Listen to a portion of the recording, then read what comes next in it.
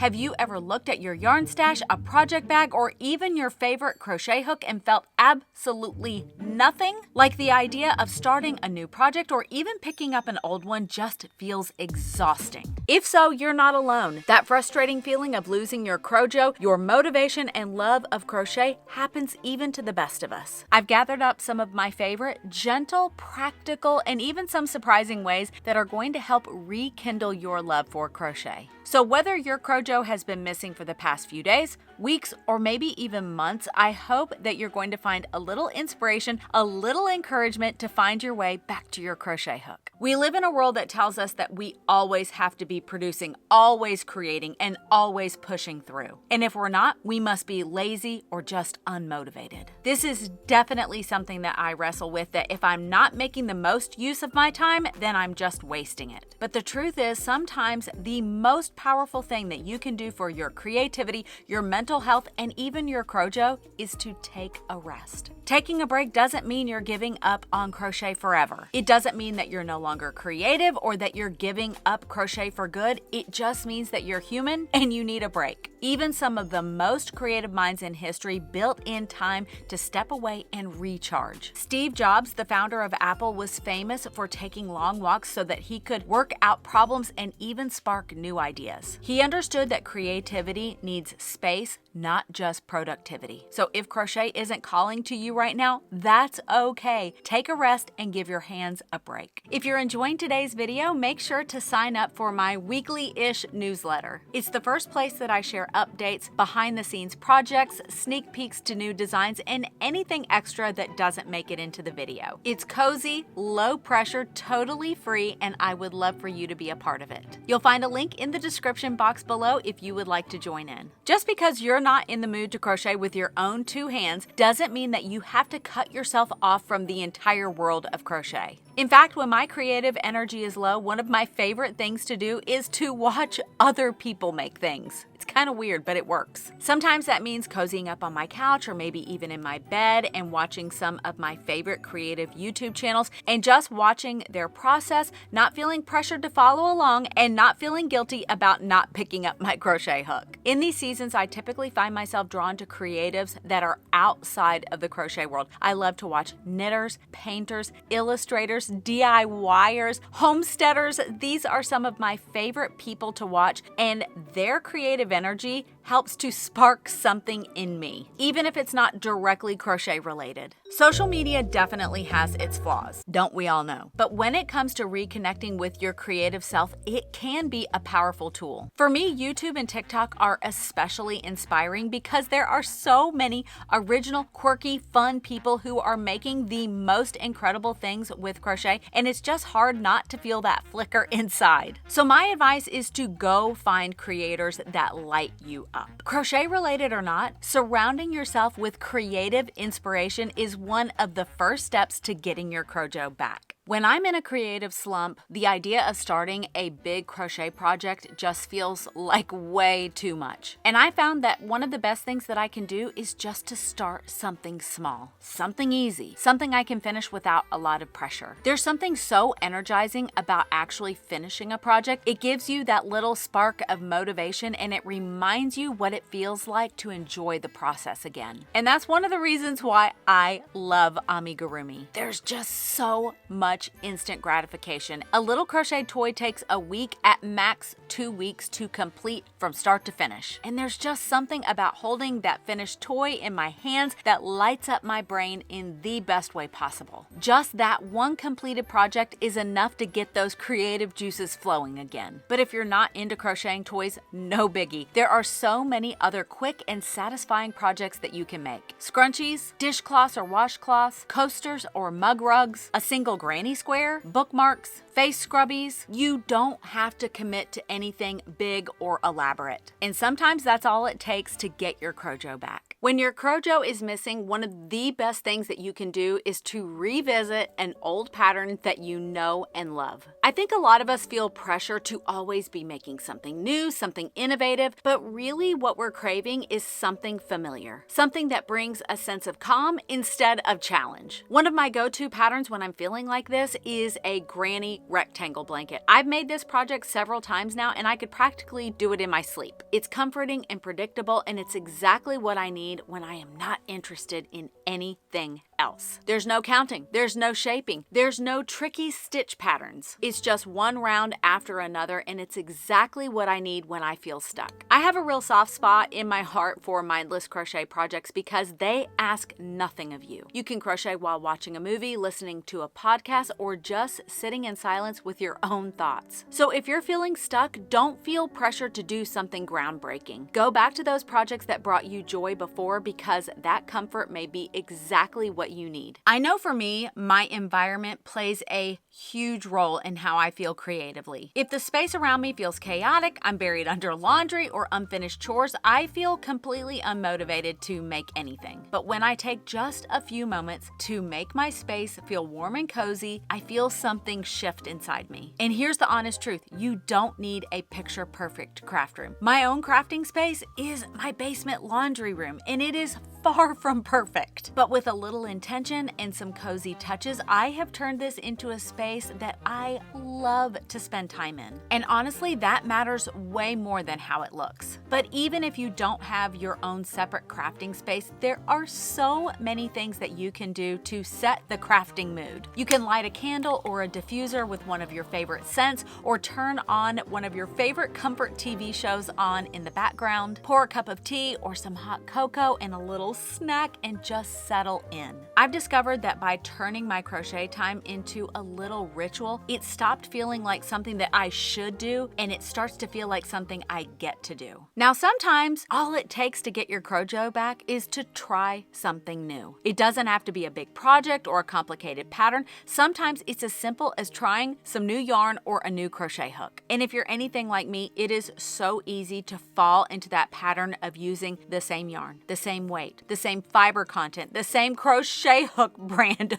over and over again. And while there's nothing wrong with sticking to what you love, it can sometimes lead to creative boredom. So if your crochet is starting to feel a little stale, it might be time to shake things up. Try working with a yarn that you've never tried before. Maybe it's the weight, maybe it's the fiber type, or maybe even just choose a color that you don't normally gravitate towards. And you don't even have to buy a full sweater's worth of yarn. You might just pick up one skein to play around with. And that goes for our tools as well. If you're always used to the same type of hook, maybe experiment with something new. Maybe try a different shaped handle, a different brand, or maybe even a handmade crochet hook. Sometimes just a new crochet hook can completely change how your crochet time feels. So it doesn't have to be a big commitment. Sometimes just a small little change is the creative spark you need. One of the hardest parts of losing your CROJO is not knowing how to get it back. You may stare at your stash, scroll through crochet patterns, or even start a project or two only to feel completely uninspired. I have absolutely been there, and one of the best things that has helped me to reconnect with my creativity is to learn something new in a low-pressure, cozy environment. And that's why I'm so excited to partner with Craftsy, which is an online learning platform with thousands of creative classes to choose from. They have over 2,000 classes in areas like crochet,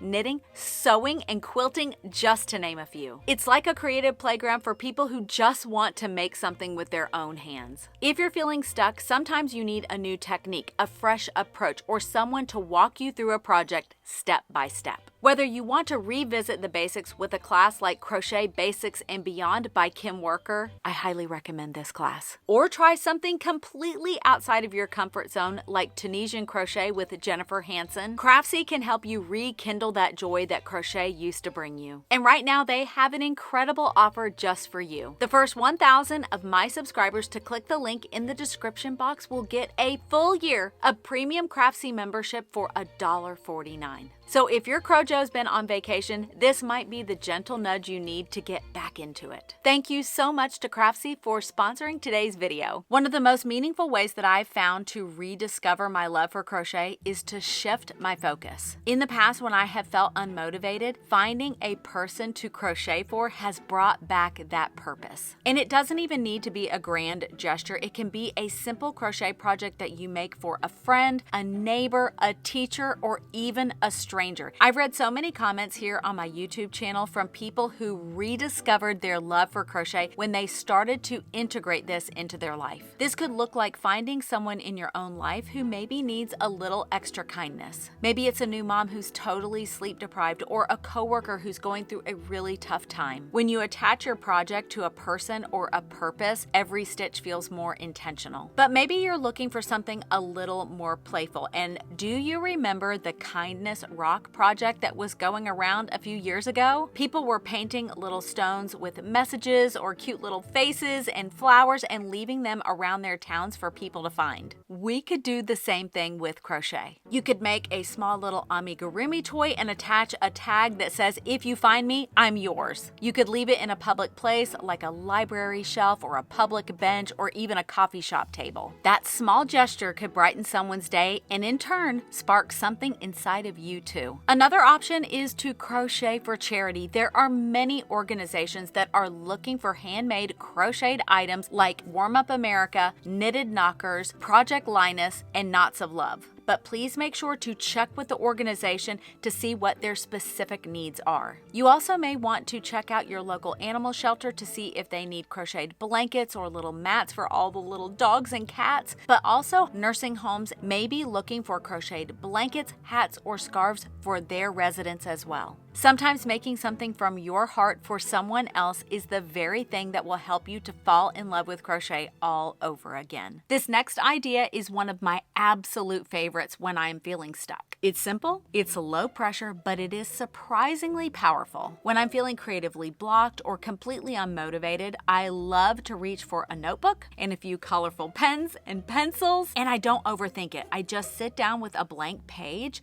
and let my thoughts wander. Now, I am no artist, but sometimes I like to sketch out little crochet ideas like a little amigurumi toy or even just some color palettes that have been floating around in my head. Other times I'll make a list of crochet projects that I would eventually like to make, even if I have no plans to start working on them right away. And I do find that it is a very powerful exercise to kind of release all of that creative clutter. It lets your ideas have room to breathe and quit cluttering up your mind. Another thing that I've discovered when I've lost my CROJO in the past is that it's not always about the yarn or the crochet project. Sometimes we're craving connection. Crochet can be a solitary craft, and I am one of the biggest homebodies on planet Earth, and I love to have time with myself. But sometimes it can feel a little isolating, and that's why connecting with other crocheters can be a very powerful tool to get your CROJO back. There's something really powerful about being in a space, whether physical or virtual, with people who get it. They understand the excitement of a new skein of yarn, the frustration of having to rip out 10 rows because you just found the mistake, and the thrill of finishing a project after weeks or even months of work. And that's one of the reasons why I started doing YouTube lives. I've done 4 of them so far. There's something really special about meeting up with other crocheters, even though it's just virtually, where we can chat and we can talk about all things crochet. But if you're looking for that in-person connection, check out your local library, local yarn shops, and even community centers. Many of them host regular stitch nights where you can bring your project, pull up a chair, and be surrounded by others who love yarn as much as you do. And even if you don't feel like crocheting right away, just being surrounded by other creative people can be so uplifting. One of the most powerful ways that I have found to jumpstart my CROJO is to actually step away from crochet and try a different craft, just temporarily, of course. It might sound counterintuitive, but by giving your brain something new to explore, something new to learn, can actually help bring that joy back to crochet. Our brains love novelty, so doing something different lights up new creative pathways and gives that stuck feeling somewhere to go. For me, when I start to feel burnt out on crochet, I typically reach for my knitting needles. It's familiar, we use a lot of the same tools, but it also feels like a fresh challenge. But if knitting isn't your thing, there are so many other crafts that you could try. There's punch needle, weaving, embroidery, painting, or even coloring. The goal isn't to master something new, it's to reawaken that sense of play and curiosity that crochet might not be giving you at the moment. Now, this next tip is one that I just did, and I'm telling you, it works every time. For me, at least. Organizing or reorganizing your yarn and your crochet tools is a surprisingly powerful exercise to get unstuck. This is my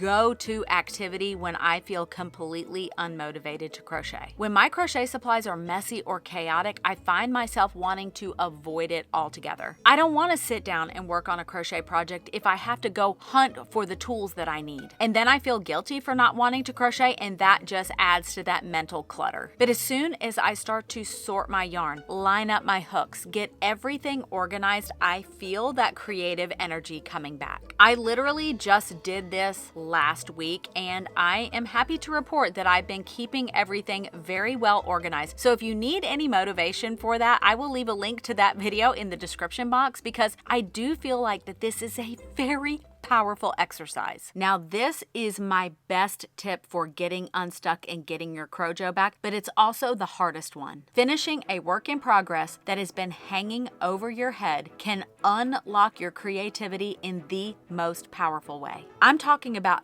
that whip, the one that quietly taunts you every time you see it. Maybe the yarn got tangled, maybe the pattern stopped making sense, or maybe you just fell out of love halfway through it. Whatever the reason, it's just sitting there, unfinished, taking up mental space. And here's the thing I've learned. Even though it feels like a chore in the moment, pushing through and finally finishing that lingering project can bring such a huge sense of relief and accomplishment. It clears mental clutter that you didn't even know was weighing you down. And more often than not, it leaves space for all those new ideas to come rushing in. Now, here's the deal. You don't have to finish every single project you've ever started. Some whips are better off frogged or repurposed. But if there's one that's been silently haunting you, the one that you know you're going to be glad that you finished, maybe it's time to tackle that one. It's not always glamorous or exciting, but finishing something, especially something that you've been avoiding, it's like clearing the path through that creative fog. And once it's done, you're going to feel lighter, more focused, and more excited to pick up your crochet hook again. Now, I want to hear from you, especially those of you who have been crocheting for 20, 30, 40, or even 50 years. What do you do when you lose your CROJO? What are your best tips? Please leave them in the comment section below. So if you've lost your CROJO, just know that it's okay. It doesn't have to mean anything big. It doesn't mean that you're no longer a real crocheter, and it certainly doesn't mean that the spark is gone for good. Crochet will wait for you, and when you're ready, it will find you, and probably when you least expect it. I hope you have a great rest of your week. Stay safe and happy stitching.